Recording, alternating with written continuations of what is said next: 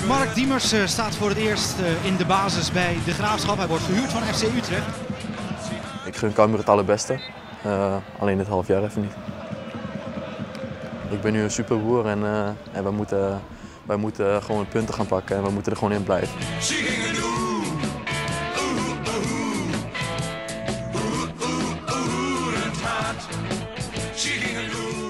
Ik ben natuurlijk altijd een Cambuurman geweest.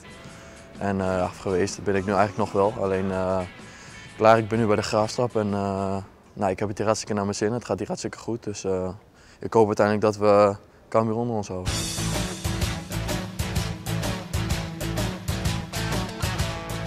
Hoe leeft bij hem in de selectie die strijd met Cambuur, die degradatiestrijd? Ja, die leeft wel natuurlijk. Er zijn veel jongens mee bezig. Toen Henk de Jong bijvoorbeeld uitging, ook kreeg je gelijk de groep al van de trainer is eruit. En misschien liggen hier voor ons weer extra kansen. Dus zo kijk je wel naar je concurrent natuurlijk.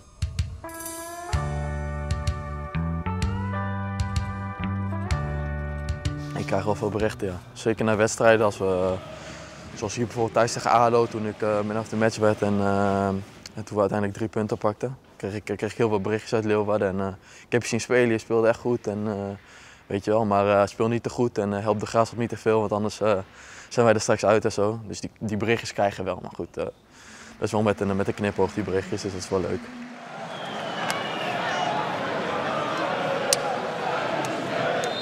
Nou, we gaan naar de kleedkamer, de plek waar het natuurlijk ook gebeurt, waar besprekingen worden gehouden en waar we uiteindelijk voor trainingen en na trainingen zitten. Dit is de fysioruimte dan. Ja, hier worden we natuurlijk gemasseerd en zo, dat spreekt wel voor zich denk ik. Ja, en hier heb je onze kleedkamer. Klein op zich, maar dit is mijn plek. Hier, mijn shirtje hangt hier ook.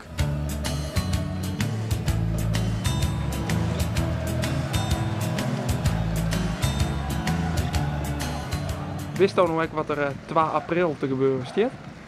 Ja, dat weet ik wel. Dat is de wedstrijd tegen Cambuur hier thuis. Hè? Dus nee, die heb ik al omcirkeld in mijn agenda. Dus het is een leuke wedstrijd. In april sowieso 2 leuke wedstrijden tegen Cambuur in Utrecht. Tegen mijn beide oude clubs, dus daar kijk ik heel erg naar uit.